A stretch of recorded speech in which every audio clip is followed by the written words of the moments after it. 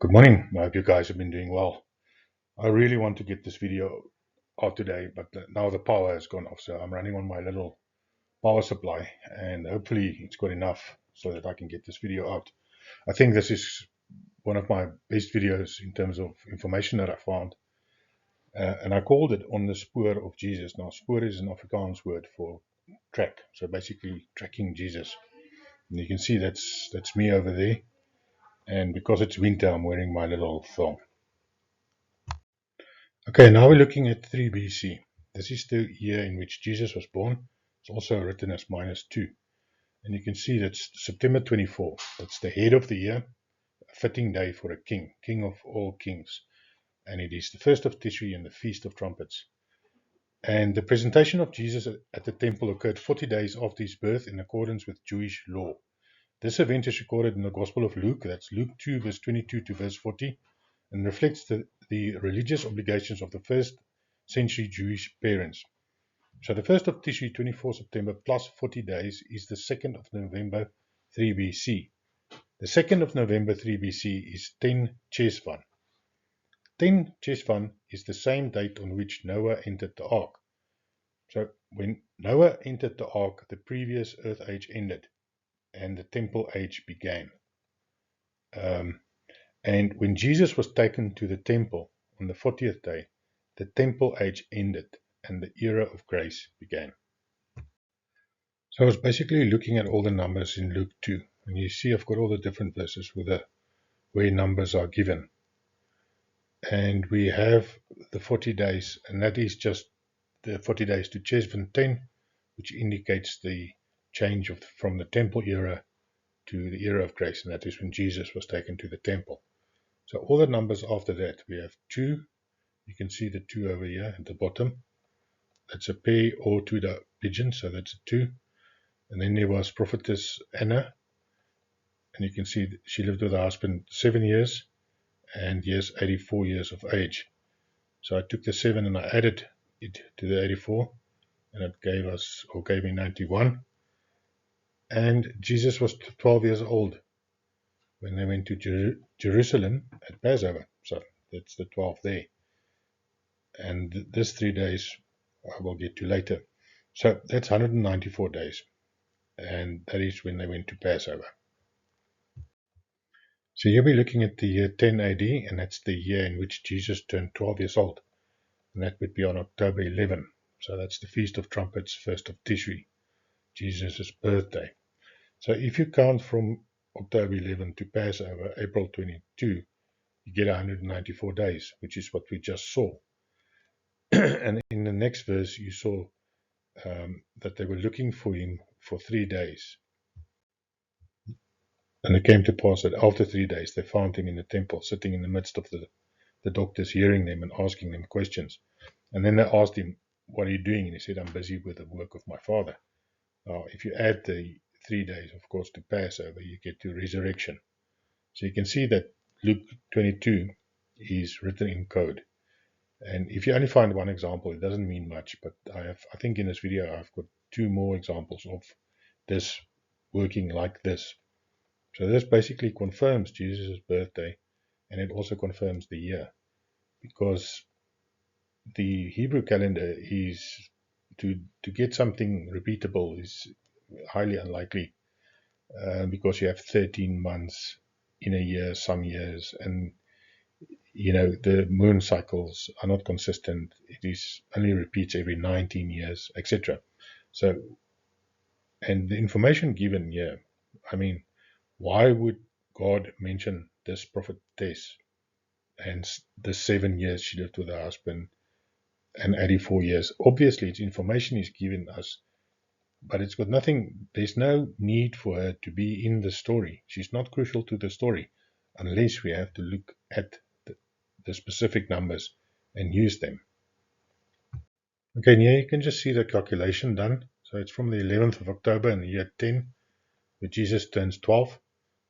You always have to put in a day before because it's inclusive counting, so it starts counting 11 as day 1 up till the 22nd of April, Passover, and it's 194 days.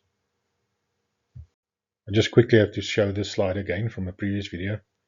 it's the year 1582, and that's the year in which Pope Gregory made his changes to the Julian calendar and thus creating a Gregorian calendar. And he removed 10 days in the month of October, and today it is 13 days. So you can see it's October 1, and in that single moon phase, that's normally 6 to 8 days apart, he removed 10 days. And you can see it's over there, the dates have changed. So everything before 1582, October 1582, before that is Julian, and everything after that is Gregorian. So this is also just to recap from a previous video. This is 2025, and we've got the 7th of October, which is the Feast of Trumpets, 1st of Tishri, and the anniversary of Jesus' birthday. But what makes this one unique to any other day is that it is Jesus' real birthday on the Gregorian calendar as well. And as you know, with the Hebrew calendar, the moon cycles, it only repeats every 19 years. So Jesus was born in the year 3 BC on 24 September. If you add 13 days to that, you get to the 7th of October. So Gregorian, that is 100% his anniversary, not only in terms of the Hebrew calendar, which is the Feast of Trumpets, but also in terms of the Julian and the Gregorian calendar, because the 7th of October is the 24th September. And this is the 8th year anniversary of the Revelation 12 sign, and 8 signifies circumcision, so that's why it was an important year, and that's where everything began for me. And also what I've seen here is from the 7th of October in the year 2025 to the 6th of July 2026 is exactly 9 months, and that is the period in which a baby gives birth. So this is the 8th year anniversary of the Revelation 12 sign, which is about Mary giving birth to Jesus.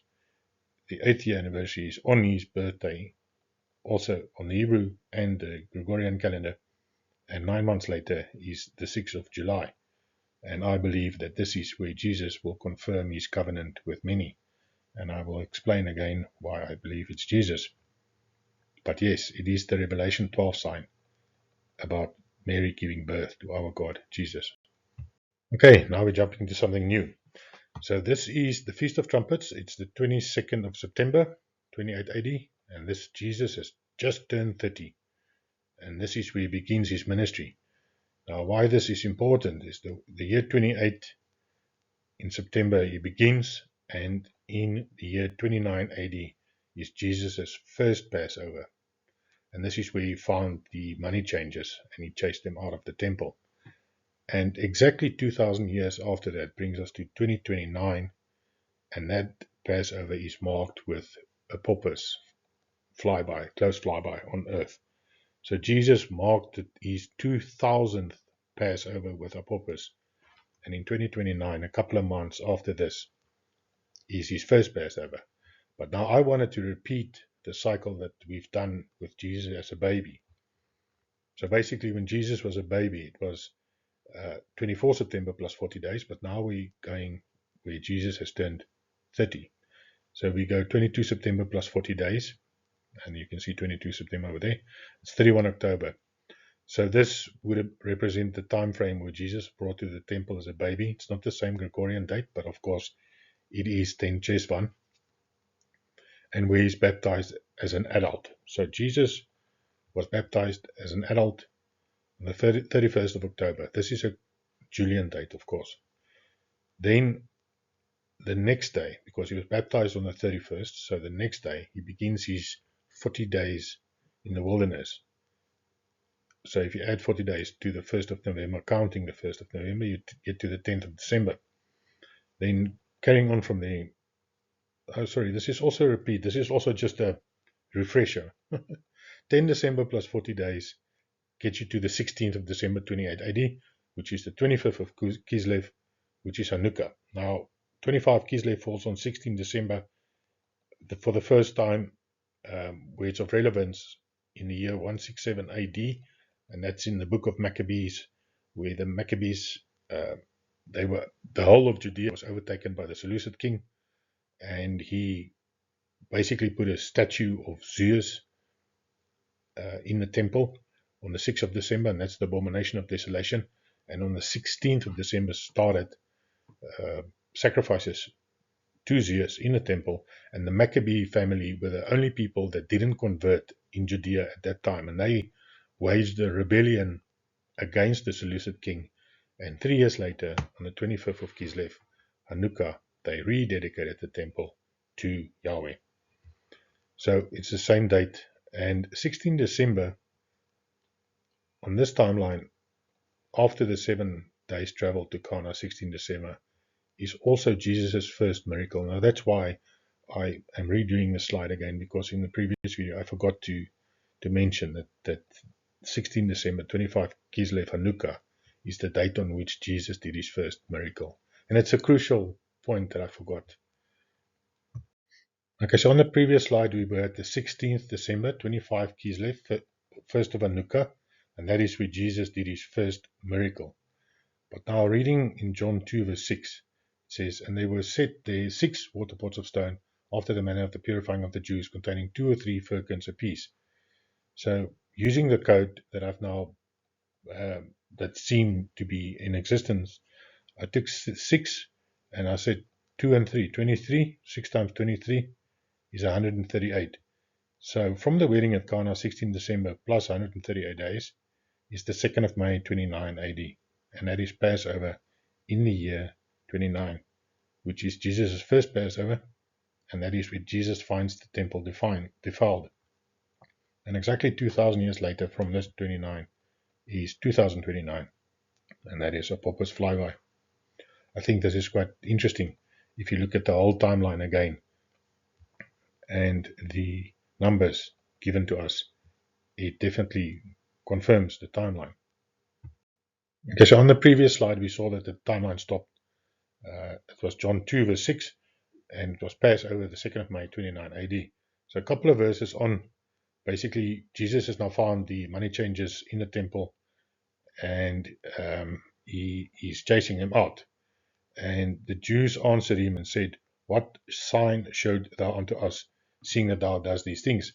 Then Jesus answered and said unto them, "Destroy this temple, and in 3 days I will raise it up." Then said the Jews, 46 years was this temple in building, and wilt thou rear it up in 3 days? But he spoke of the temple of his body. So Jesus was speaking of his resurrection. But again, I thought these numbers are not just given to us. There is definitely a deeper meaning. So we have 3 days, we have 46 days, and we have another 3 days. That's 52 days in total. I thought, okay, let's see where we're going with this. Okay, so over here we've got the 2nd of May. That's Jesus' first Passover. And if we add the 52 days to that, so that's counting from the 1st of May because it's inclusive. So this counter would begin to count on the 2nd of May, using that as the first day. We get to the 22nd of June. Now, if you look at the bottom here, you can see the 2nd of May is Passover. The 4th is resurrection. So counting from resurrection as we normally count to get to Shavuot, you would begin at the 3rd because the 4th would be the first day then. So first fruits. And counting 50 days there is the 22nd of June. So you can see that the timeline, 52 days, confirms Shavuot in the year 29. So it was just a way of hiding it. And you can see there, from the 2nd of May, 52 days added is the 22nd of June. So here we've got all the 4 days added now. That's Jesus' first 40 days. He was baptized over here. 40 days in the wilderness. 7 days traveling to Cana. And then we have the 6 pots times 23, 138 days.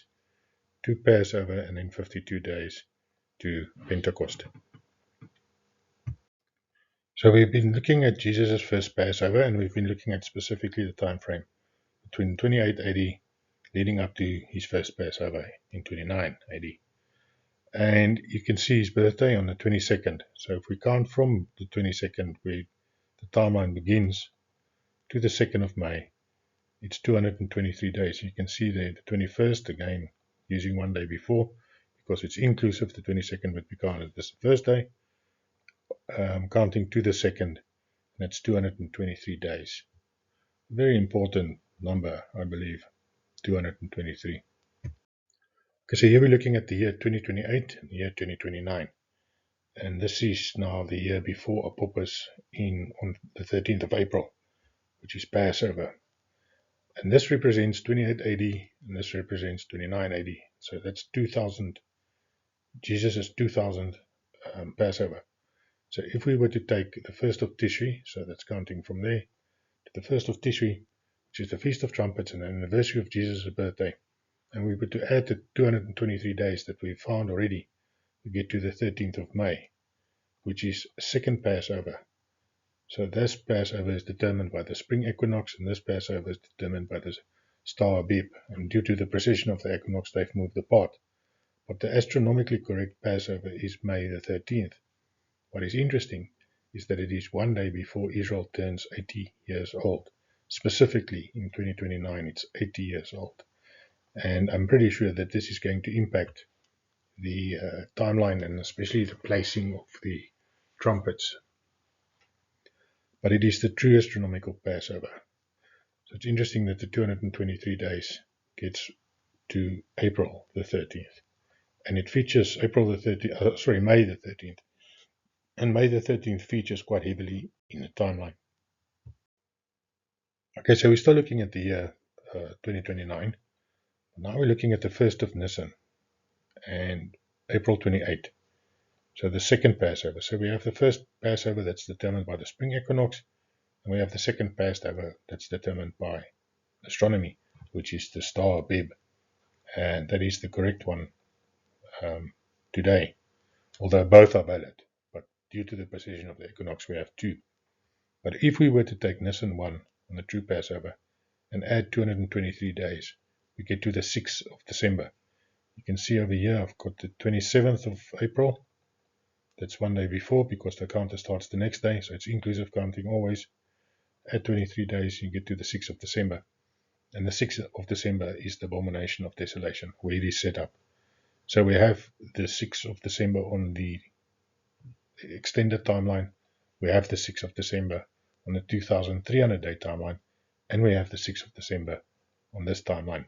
So we have three confirmations on that the 6th of December 2029 is where the abomination is set up, and that is where the Internet of Bodies system either gets taken over by AI or where it initially goes live and it gets taken over 10 days later by AI, which then, of course, is Satan. And this is the last slide, and I just wanted to basically talk about this quickly. And he shall confirm a covenant with many. The question is, who's the he that shall confirm a covenant? We have to take note that the original manuscripts were one continuous script. Manuscripts like the Book of Daniel had no chapter and no verses, and this is the example. So if you write it the way they do, you can see after 2 weeks shall Messiah be cut off. And then the verse continues, and then it says, and he shall confirm the covenant with many for 1 week. So who's that he? It is very obvious to me that it's still talking about the Messiah. Then the question is, what's the covenant? So the Messiah made a covenant with the disciples at the Last Supper. And this is the covenant that he shall confirm. But he shall confirm it this time with many. And I have this date as a possible date as tomorrow. So what we can expect tomorrow is to see a revival under Christians.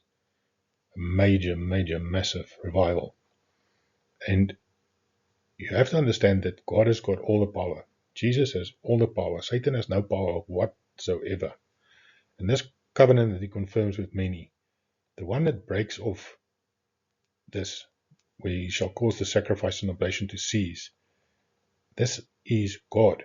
So God leaves the body temple when you take the mark of the beast. It is his decision. And for the overspreading of abominations, you shall make it desolate. So he leaves your body temple desolate until the consummation. The consummation is the lake of fire. So he leaves, when you take the mark of the beast, there is no way for you to get back to what you were before. Until the consummation, you are damned till the end. And that determined shall be poured out on the desolate. And the desolate are those in which God has left their body temples. So it's very important that you identify the mark of the beast and not take it. And the mark of the beast will come by deception. And we've had a trial run already, and a lot of the world were deceived. So it's just very important that if you were deceived the first time, do not be deceived again. Because this time it's not a trial run. This is not a test. This is the real deal. If you take the mark of the beast this time, you will be damned until the consummation. Anyway, guys, that's it from me. Have a blessed day, and God bless you, and goodbye.